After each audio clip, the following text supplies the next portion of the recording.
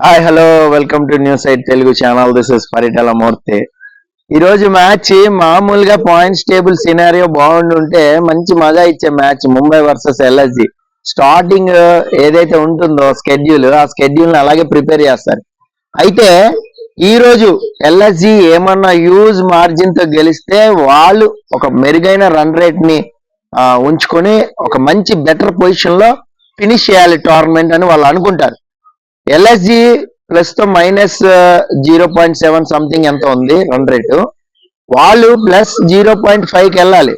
అంటే అంత మార్జిన్ తో గెలవాలి ముంబై మీద, అది సాధ్యమయ్యే పని కాదు.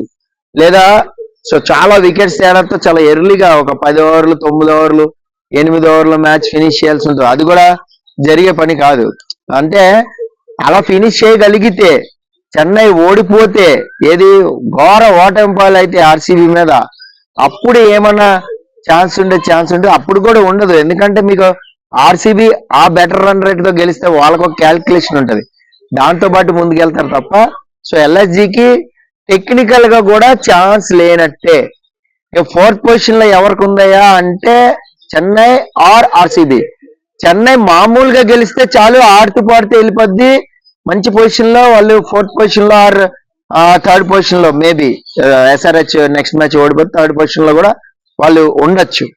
ఇప్పుడు ఎస్ఆర్హెచ్ 15 పాయింట్స్ తో ఉంది. ఎస్ఆర్హెచ్ కి ఆల్మోస్ట్ క్వాలిఫై అయిపోయినట్టే, అందులో డౌట్ ఏం లేదు.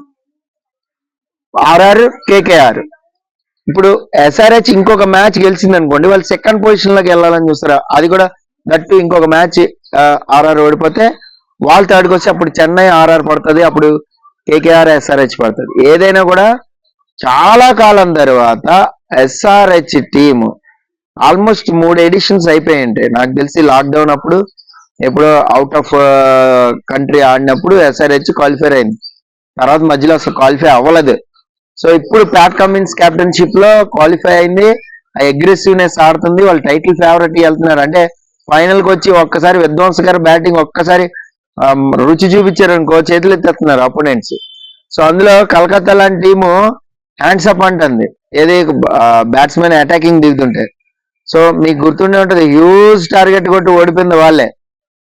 కాబట్టి ఎస్ఆర్హెచ్ క్వాలిఫైర్కి వెళ్ళిందంటే అందరికి డేంజరే.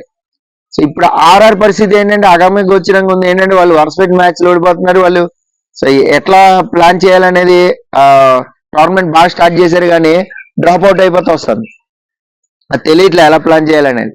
సో ఆ క్వాలిఫైర్ విషయం పక్కన పెడితే ఈ రోజు మ్యాచ్ ఎల్ఎస్జి వర్సెస్ ముంబై. ముంబైలో మ్యాచ్ పేస్ ఉంటుంది, బౌన్స్ ఉంటుంది. పిచ్ రిపోర్ట్ అయితే ఇది. కాబట్టి పేసర్స్ కి ఎక్కువ ఛాన్సెస్ ఉన్నాయి వికెట్స్ తీయడానికి. బుమ్రా లాంటి వాళ్ళని పెట్టుకోండి మీరు డ్రీమ్ 11 ప్లేయర్ లో. సో మీకు బాగా ఇది వస్తుంది. సో ఇటు సైడ్ వచ్చేసరికి ఎల్ఎస్జికి వచ్చేసరికి పేసర్స్ ఎవరున్నారు వాళ్ళని కూడా ఇద్దరిని పిక్ చేసుకోండి, ఇక్కడ ఒక ఇద్దరిని పిక్ చేసుకోండి, ఓకేనా. సో దీని ప్రకారం చూస్తే ఎల్ఎస్జి వర్సెస్ ముంబై, నాకు తెలిసి ముంబై గెలుపుతో ఫినిష్ చేయాలని చాలా కసిగా ఉంటారు వాళ్ళు. ఎందుకంటే ఇది చాలా బ్యాడ్ టోర్నమెంట్ వాళ్ళకి. ఫస్ట్ నుంచి చూసుకున్న హార్దిక్ పాండే కెప్టెన్సీ ఇవ్వడం, అక్కడి నుంచి విమర్శలు ఎదుర్కోవడం, ప్లస్ గ్రౌండ్ లో కూడా కొంచెం ఆ యాటిట్యూడ్ చూపించడం, అది జనాలకి నచ్చకపోవడం. Even Hardik fans, Indian fans కూడా హార్దిక్ ని కొద్దిగా విమర్శించడం అనేది మొదలు పెట్టారు. అదేంటి అలా ఇలా కొంచెం ఇక్కడ వరకు తెచ్చుకున్నారు.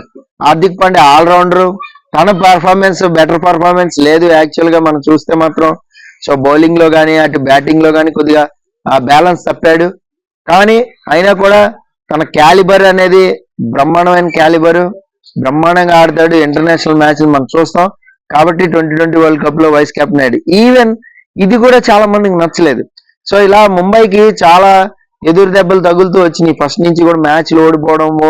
ఇప్పుడు గెలిస్తే ఎలాంటి యాటిట్యూడ్ పెట్టినా సూపర్ సూపర్ అంటారు. ఓడిపోతూ ఉంటే అలా మనం నవ్వుతూ ఆడినా, వేరే విధంగా ఆడినా సీరియస్నెస్ లేదు. సో కెప్టెన్సీ రాదు, అసలు సరిగా చేయట్లేదు, ఇంట్రెస్ట్ లేదు, ఐపీఎల్ ఇలాంటి మాటలన్నీ వస్తూ ఉంటాయి. సో ఏదైనా కూడా అంతే. బట్ ఏదైనా కూడా అవన్నీ పక్కన పెట్టేస్తే వాళ్ళు ఛాంపియన్స్ జట్టు. ఫస్ట్ నుంచి కూడా వాళ్ళు ఛాంపియన్స్ లాగానే ఉన్నారు. సూర్యకుమార్ యాదవ్ ఎప్పుడైతే కంబ్యాక్ అయ్యాడు ఎంఐకి, అప్పటి నుంచి మంచి మ్యాచెస్ ఆడారు వాళ్ళు. చాలా చాలా బాగా డీసెంట్ గా లాక్కుని వచ్చారు. అలాగే ఈ ఫైనల్ మ్యాచ్ కూడా వాళ్ళు బెటర్ గా ఫినిష్ చేయాలని చూస్తారు. సో గెలుపుతో ఫినిష్ చేద్దామని చూస్తారు. కాబట్టి ఎల్ఐజీ కొంచెం జాగ్రత్తగా ఆడాలి, ఎందుకంటే వాళ్ళు డిసప్పాయింటింగ్ తో ఉన్నారు. వాళ్ళు మొన్న ఈజీగా గెలిచే మ్యాచ్ వాళ్ళు పీకల వరకు తెచ్చుకున్నారు, ఓడిపోయారు. సో చాలా ఆడత పాడత కొట్టేసే టార్గెట్ అది. సో లూజ్ షాట్లు ఆడారు. బ్యాటింగ్ ట్రాక్ లో బ్యాటింగ్ చేయలేకపోతే ఇంకెలా. ఒకవైపు పూరణ అంత బాగా బ్రహ్మాండంగా అందుకున్నాడు, మంచి ఫినిషింగ్ తీసుకొచ్చాడు. ఇంకొక 3 ఓవర్లు 4 ఓవర్లు ఆడితే మ్యాచ్ టర్న్ అయిపోయేది.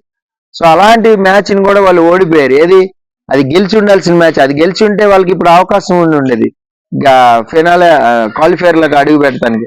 సో అది ఓడిపోయారు. సో కాబట్టి ఆ డిసప్పాయింట్ తో ఉన్నారు. ఇప్పుడు ముంబై మీద ఏదో నామకే వాస్తే తూతుమమ్మ అంటారు కదా, అలాంటి మ్యాచ్ ఆడేస్తారు. సో నాకు తెలిసి నా ప్రిడిక్షన్ ఏంటంటే విన్నింగ్ మీటర్ అయితే ముంబైకి అడ్వాంటేజ్ 52% ఉంది, 48% ఎల్ఎస్జీకి ఉంది. సో నా ప్రిడిక్షన్ ఏంటంటే ఈ రోజు ముంబై గెలిచి మంచిగా ఫినిష్ చేస్తుంది టోర్నమెంట్ అని నేను అనుకుంటున్నా. అలాగే మీకెవరు గెలుస్తారు అనేది కామెంట్ బాక్స్ లో కామెంట్ చేయండి. మన ఆల్మోస్ట్ చాలా ప్రిడిక్షన్స్ అనేవి రైట్ అయినాయి. ఆల్మోస్ట్ 70% మంది రైట్ అయింది, 30% పోయినాయి. చాలా మ్యాచ్లు మనం చెప్పాము, పేపర్ మ్యాచ్ చూసాము, బెటర్ టీం కనబడింది. సో దాన్ని బట్టి వాళ్ళ పర్ఫార్మెన్స్ బాగుంటుంది అనుకున్నాం. బాగా పర్ఫార్మ్ చేయగలిగారు. వాళ్ళ చేతిలోకి వచ్చిన మ్యాచ్, మనం ప్రిడిక్షన్ చేసిన అన్ని మ్యాచ్లు మీరు కావాలంటే వెనక్కి వెళ్ళి వీడియోలు అన్ని చూసుకోండి. మనం ప్రిడిక్షన్ చేసిన ప్రతి మ్యాచ్ కూడా వాళ్ళ చేతిలో ఉన్న మ్యాచే. అలా వదిలేసుకుని వాళ్ళంతటి వాళ్ళు ఓడిపోయారు. కాబట్టి అది మనం ఏం చేయలేం. ఇంకోటి ఏంటంటే హిట్టర్ క్లిక్ అవడం.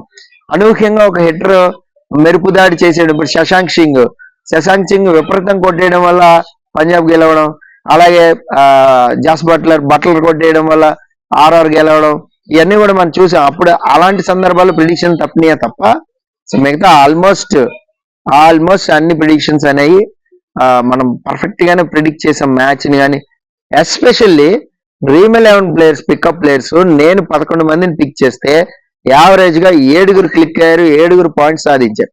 సో అన్ని డిస్క్రిప్షన్ లో ఉంటాయి మీకు.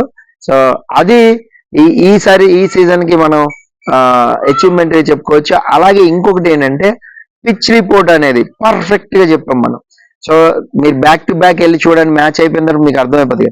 ఆ పిచ్ అనాలిసిస్ ఏదైతే ఉంటుందో నేను సో వేరే ఎక్స్పర్ట్స్ రివ్యూస్ వినడం, వేరే ఎక్స్పర్ట్స్ చెప్పింది వినడం, ముందుగానే కొన్ని వెబ్సైట్స్ నుంచి చదవడం, ఆర్టికల్స్ చదవడం, ఇదంతా కూడా కలెక్ట్ చేసుకుని మెటీరియల్ ఆ పిచ్ స్వభావం ఎలా ఉండబోతుంది ఏంటి అనేది ప్రీవియస్ మ్యాచ్లు ఎలా జరిగాయని ఒక రీసెర్చ్ చేసి మరి మీకు చెప్పాను. అదైతే పర్ఫెక్ట్ గా అంటే మనం 260 దాటిపోయి కొడుతుంది ఎస్ఆర్హెచ్ ఈసారి అన్న, అలాగే కొట్టింది. అలాగే 240 250 ఉన్న చేంజ్ చేసేస్తారు టీం అని చెప్పి అలాగే చేంజ్ చేశారు. సో అలా పిచ్ రిపోర్ట్ అని పర్ఫెక్ట్ చేసాం. ఇప్పుడు కూడా అంతే. ఇక్కడ పేస్ ఉంది, బౌన్స్ ఉంది పిచ్ మీద, అంత ఈజీ కాదు రన్స్ కొట్టడం.